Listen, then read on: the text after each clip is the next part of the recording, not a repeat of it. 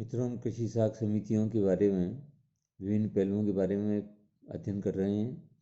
उसके इसी क्रम में आज हम अध्ययन करेंगे फसल ऋण प्रणाली का, क्रॉप लोन सिस्टम। फसल ऋण प्रणाली में कृषकों को उसके द्वारा बोई जाने वाली फसल के आधार पर नकद व वस्तुओं जैसे बीज, खाद आदि के रूप में ऋण दिया जाता है तथा फसल बिकने के साथ ही ऋण की वसूली कर ली जाती है। इस व्यवस्था का उद्देश्य ऋणों को उत्पादन कार्यों में लगाने एवं उनकी समय पर वसूली करना है। कृषकों को ऋण वस्तुओं के रूप में दिया जाने से एवं उसका अन्य कार्यों में प्रयोग नहीं कर पाता। इससे उत्पादन में वृद्धि होगी तथा फसल बिकने के साथ ही वसूली से अतिदेय ऋणों की समस्या उत्पन्न नहीं होगी। कृषक की ऋण आवश्यकताओं का अनुमान लगाने के लिए फसल बोए जाने वाले क्षेत्र व फसल की किस्म को ध्यान में रखा जाता है ताकि ऋण कृषक की पुनर्भुगतान क्षमता के अनुरूप ही हो। ऐसे ऋण के लिए स्थायी संपत्तियों की जमानत की आवश्यकता नहीं होती। समिति ये देखती है कि सदस्य कृषक कृषक है तथा कृषि कार्य के लिए ही ऋण ले रहा है। फसल बिकते ही ऋण चुका देगा। इस व्यवस्था में ऋण फसल बोने से कुछ समय पूर्व दिए जाते हैं।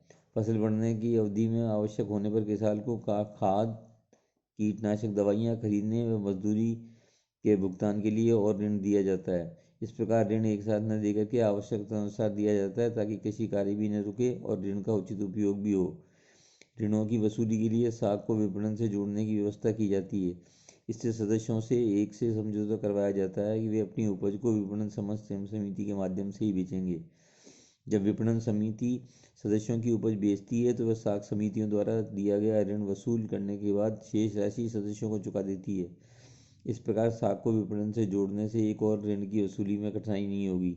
विपणन समितियों 20 सदस्यों को उपज का उचित मूल्य दिखाने का प्रयास करती है।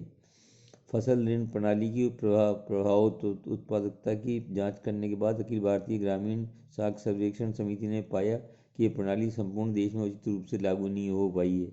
वस्तुओं के रूप में ऋण की मात्रा बहुत कम रही है। समितियों द्वारा ऋण देने व वसूल करने के मौसम की अनुकूलता के सिद्धांत का पालन नहीं किया गया है। ऋणों के लिए स्थायी संपत्तियों की जमानत पर जोर दिया गया है। इस प्रकार मूल सिद्धांतों से हटने व सदस्यों की संपत्तियों के आधार पर ऋण देने से ऋणों की राशि आवश्यकताओं के अनुरूप नहीं रह गई है।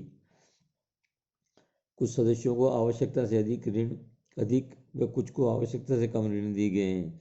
लेकिन अब सहकारी क्षेत्र में कार्यरत व्यक्ति इस योजना के महत्व को समझने लगे हैं तथा ऋण में विवेकीकरण प्रारंभ हो चुका है। फसल ऋण पद्धति की विशेषताएं।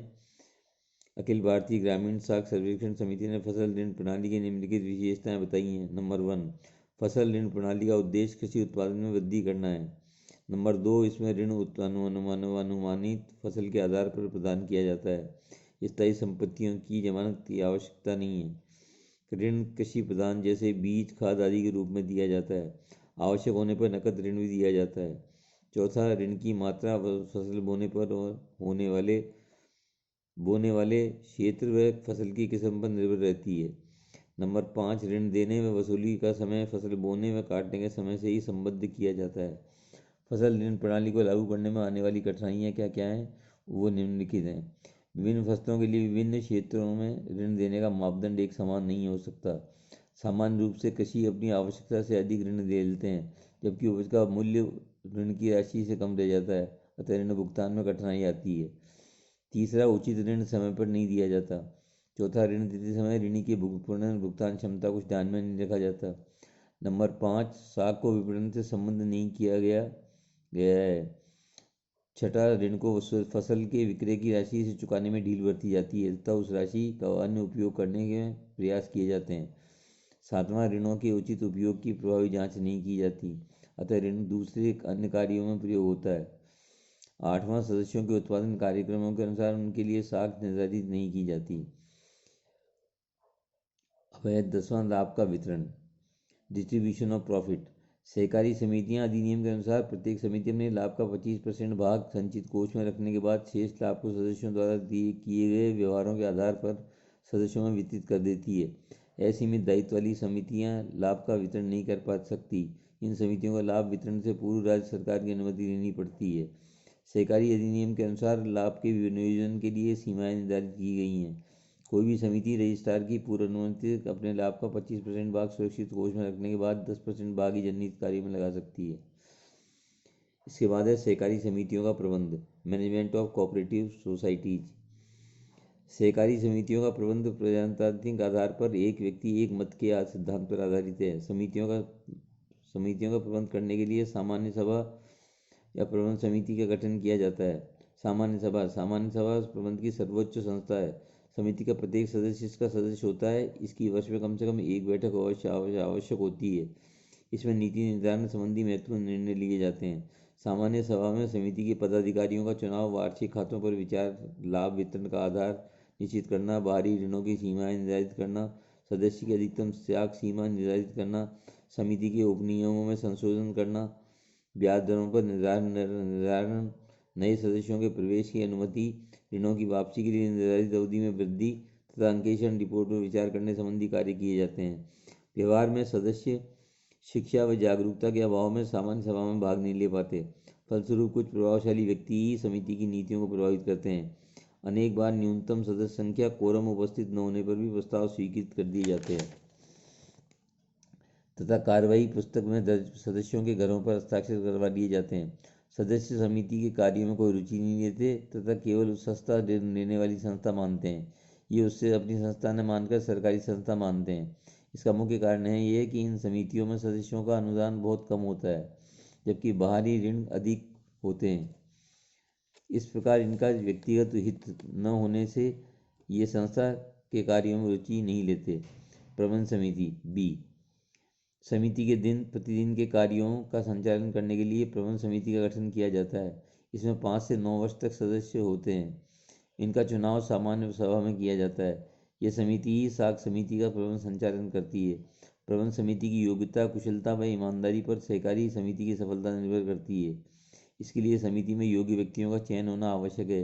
यह देखने में आया है कि अनेक राज्यों में प्रबंध समिति के चुनाव नियमित रूप से नहीं कराए जाते तथा कुछ प्रभावशाली व्यक्ति उन पर अपना नियंत्रण बनाए रखते हैं। प्रबंध समिति में एक अध्यक्ष, एक या सभापति या एक सचिव, एक कोषाध्यक्ष होता है। कुछ समितियों में उप सभापति तथा संयुक्त सचिव की नियुक्ति भी की जाती है। सभापति सभी बैठकों की अध्यक्षता करता है। सचिव पूर्णकालीन वेतनिक अधिकारी होता है। उसका कार्य समिति के लेखे तैयार करवाना, बैठकें बुलवाना, कार्यवाही का संचालन एवं उनका वितरण लिखना होता है। भारत में अनेक समितियों में पूर्णकालिक सचिव की नियुक्ति नहीं की गई है। इस संबंध में विभिन्न समितियों व अध्ययन दलों का पूर्णकालिक वेतन सचिव की नियुक्ति की सिफारिश की है। इसके बाद है 12वां, समितियों का अंकेक्षण, पर्यवेक्षण एवं निरीक्षण। अंकेक्षण, सहकारी समितियों के अंकेक्षण का कार्य राज्य के रजिस्ट्रार द्वारा किया जाता है। उसके द्वारा अधिकृत व्यक्ति द्वारा किया जाता है। समिति के सदस्य अशिक्षित होते हैं, अतः प्रबंधकों द्वारा हिसाब किताब में गड़बड़ी करने की संभावना को रोकने के लिए अंकेक्षक अनिवार्य है।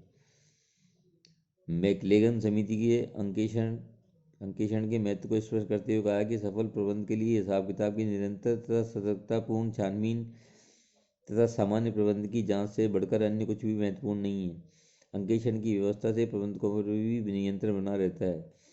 भारत में समिति क्योंकि अंकेक्षण व्यवस्था संतोषजनक नहीं है। देश में अंकेक्षक कर्मचारियों का अभाव है तथा समितियों का समय समय पर हिसाब तैयार नहीं रखती। अतः राज्य सरकारों के पास स्टॉक भी कम है, अतः वे सभी समितियों का उचित ढंग से अंकेक्षण नहीं कर पाते। कानून रूप से प्रत्येक समिति को वार्षिक अंकेक्षण करवाना अनिवार्य है, फिर भी हमारे यहाँ अनेक समितियाँ समय समय पर अंकेक्षण नहीं करा पाती। स्टाफ की कमी के कारण एक अंकेक्षक को अनेक समितियों का अंकेक्षण करना होता है, जिससे वह उचित रूप से अंकेक्षण नहीं कर पाता। मैकलेगन समिति का सुझाव था कि प्रारंभिक अंकेक्षण कार्य सहकारी समितियों के प्रतिनिधियों द्वारा किया जाना चाहिए तथा अंतिम अंकेक्षण 2-3 वर्ष में एक बार सरकारी अंकेक्षक द्वारा किया जाना चाहिए, ताकि उसका कार्यभार कम हो जाए तथा वह अधिक समितियों का अंकेक्षण कर सके। कृषि विषयक स्थायी सलाहकार समिति का सुझाव था कि एक अंकेक्षक को 45 छोटी और 20 बड़ी समितियों से अधिक का अंकेक्षण कार्य नहीं करवाया सौंपना चाहिए। सहकारी प्रशासन समिति ने कुशल अंकेक्षण के साथ तात्कालिक अंकेक्षण की आवश्यकता पर भी बल दिया गया है।